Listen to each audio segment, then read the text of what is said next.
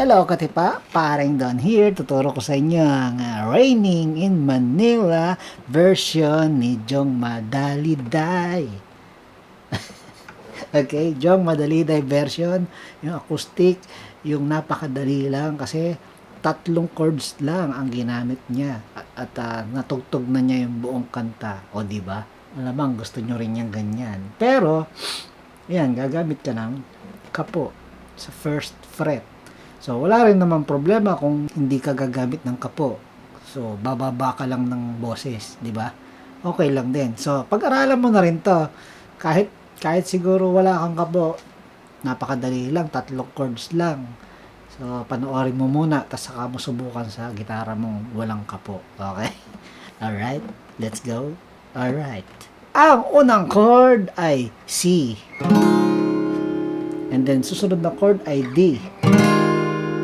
And then, susunod na chord ay E minor. Parang doon, ba't parang iba yung ginagawa mo? Hindi iba yan. Yan yung ginawa niya. Yan yung kinopya natin sa kanya. So, C. So, sa normal na chord, C. E minor. O, diba? It's been raining in Manila, hindi ka ba la. So, ganyan lang yung bagal niya. C, 2, 3, and 4, and D, 2, and 3, and 4, E minor, 3, and 4, and 5, and 6, and 7, and 8. Ganun lang ng ganun. As in, yun na yun. So, kung ano yung ginawa naman ni Jong, ganito.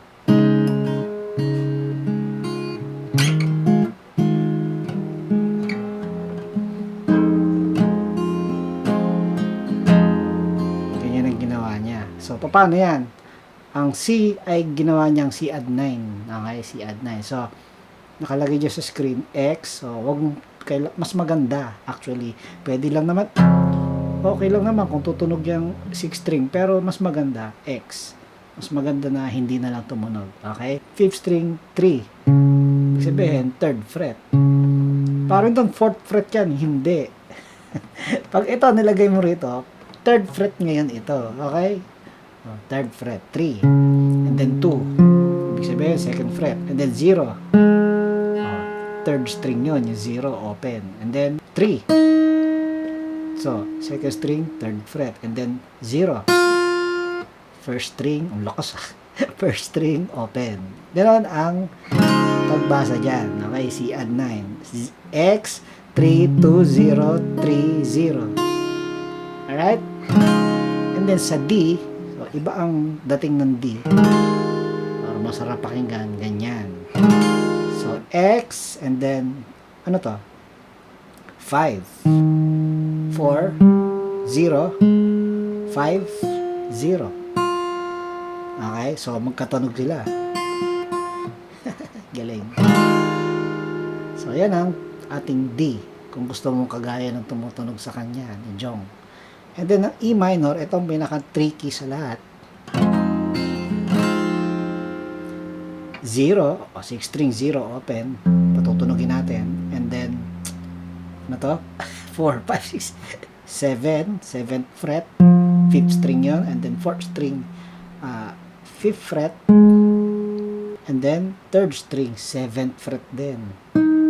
Kaya ganyang naka-twist, parang naka-twisting, ayan o, kung saan naandun yung daliri ko. Okay, 3rd string, 7th fret, and then open pareho, 2 string sa baba, 1st string and 2nd string. So ayan, 0, 7, 5, 7, 0, 0. Okay, yan ang ating pang E minor. So mas magandang pakinggan, ano, kadikit, ano. So yung ginawa niya, nag-intro pa siya ng ng mabilisan lipat. C, D, and then E minor. So, ganito ang ginawa niyang pwesto ng daliri. Ako, ang ginagawa ko, ganito ginagamit ko hinliliit. So, siya, hindi niya ginagamit yung hinliliit. I think so. Sinisilip ko Hindi ko masilip pero parang ganito. So, para mabilis yung kanyang lipat kasi ganun ang ginawa niyang intro . Oh, may ganun pa eh. So, hinammer niya yung fourth string. Toeng, ginanon. Okay? So, ayan, ganyan ang daliri niya. Para mabilis. Sa umpisa lang naman yan. Yung mabilisan. 1 and 2 and 1 and 2, lipat. Tapos, binabad niya dyan. And then, yung tinuro ko ng timing kanina. 4 counts na 4 counts. It's been raining in Manila.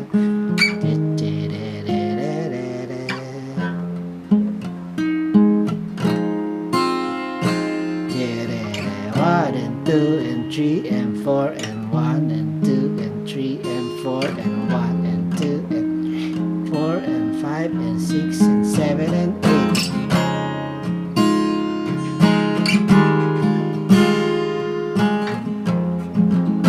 Okay?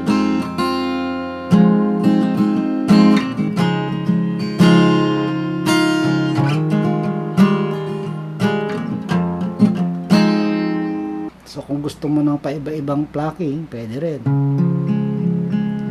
Yan, parang ganyan ang ginagawa niya eh.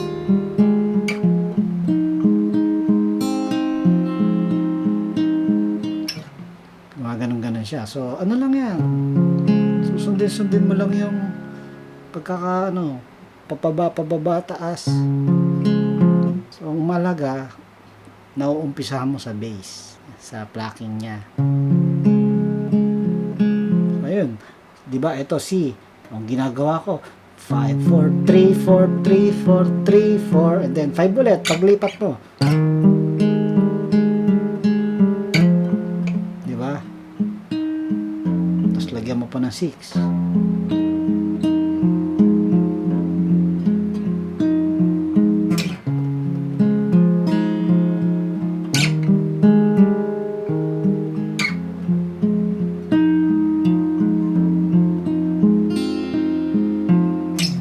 Hindi ka maliligaw dyan, nandiyan na yung chords eh. Papractice mo na lang kung anong designation, kung anong mga strings ang iyong patutunugin na nasa tempo. Yun ang mahalaga, nasa tempo. Kung saan ka man pupuntang string, iche-tempo mo.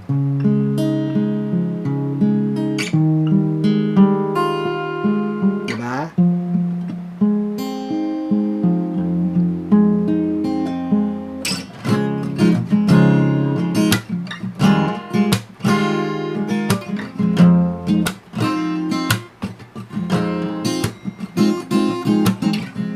Alright? Kaya-kaya mo yan. Napakadali na, 3 chords na lang. Raining in Manila. Isipin mo yun, 3 chords.